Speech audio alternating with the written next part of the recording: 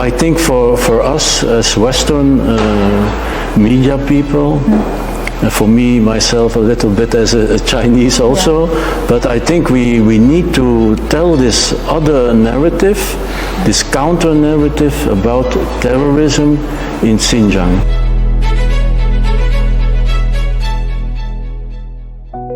Hello everyone, welcome to InXinjiang to tell you the most truth about Xinjiang from expert eyes. Here we are at the Xinjiang International Convention and Exhibition Center with our guests from Belgium.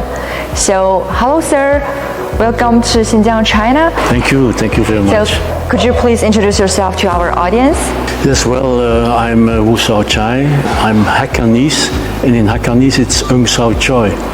I was born in Indonesia, but I raised up in Belgium. I'm retired now. I worked for the public broadcasting company for the Dutch-speaking part of Belgium as a journalist for television and radio. So this is your third time in Xinjiang, right? It's my third time in Xinjiang, yes. Then have you found any new changes happening here? Yes, I remember in 2004 it was like, in my opinion, in my feeling, it was an older city. And when I came back in 2012, it already developed, but now what I see now, it's amazing. I recognize the development of other cities in China. I've been several times in China, in several places. I had this honor to go abroad for my work.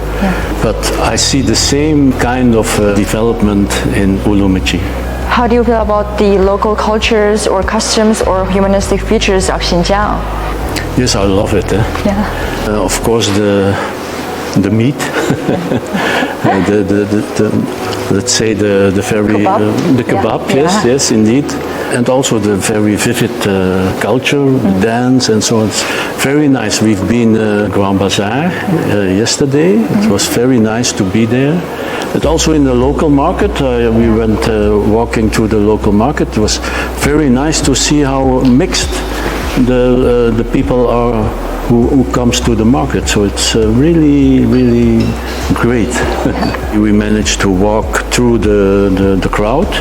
I was taking pictures, and then suddenly one lady with two friends, they started to dance because there was one man, older man drumming, and it was very nice. Because we in the West, we see sometimes pictures then from Uygur people who are dancing, and most of the Western people think, well, it's a setup, or like the government forced them to dance or something. But now I experienced, because they were not dancers, they were just three friends, three women who were walking in the street. So that's what we do in Xinjiang. If you like, I can dance here. Oh yes, please. Just kidding. Not join you. Then how do you feel about Xinjiang's efforts in preserving or protecting the local culture?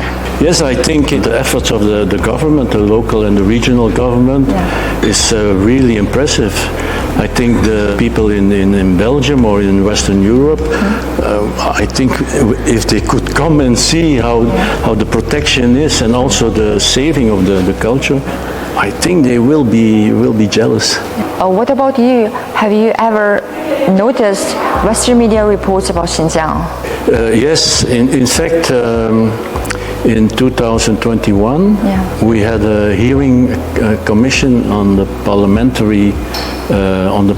of Belgium, and I was asked as a China, let's say, watcher or expert, to give my opinion on the proposal of law. And the proposal of law was to condemn China for genocide.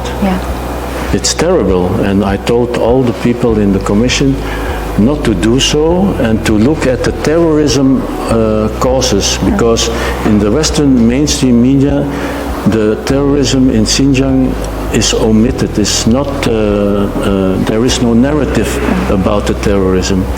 They only bring the news about how they deal with the Uyghur people, and they put it in a negative way, and they don't talk about the terrorism. So if you don't put the two things together, you cannot understand why the Chinese government had to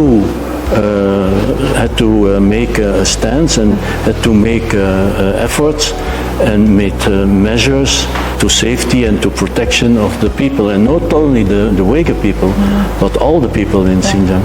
So I think for us as Western media people, for me, myself, a little bit as a Chinese also, but I think we need to tell this other narrative, this counter-narrative about terrorism in Xinjiang, to let the Western people see that there is a whole, well, let's say, more than the half of the facts are not given to them, so they cannot judge on the right way, on a correct way about the Xinjiang. As a journalist who conducted on-site visits in Xinjiang, what do you think you can do to address those slanderous reports?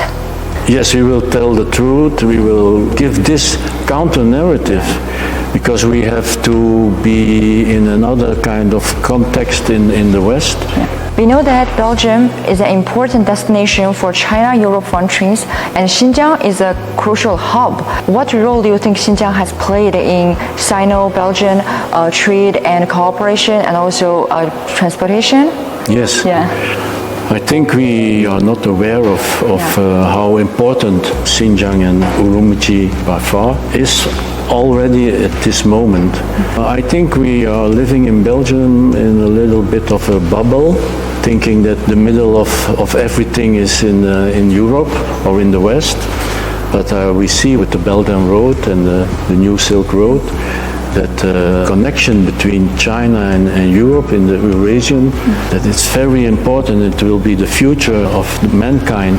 And China is, let's say, the driver, the motor, the force for this development, and it's very important.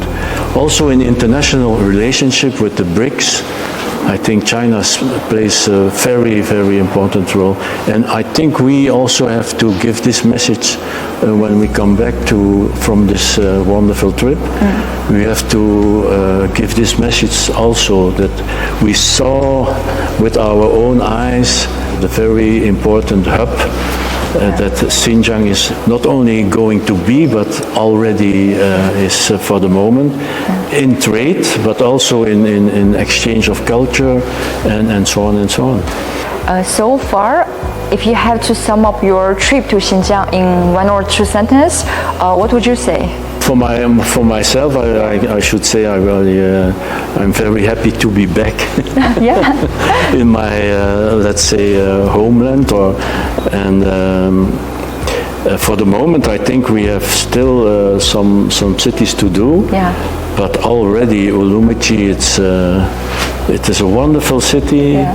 It was a very interesting visit we had here, and I will tell this to all my friends and relatives and media.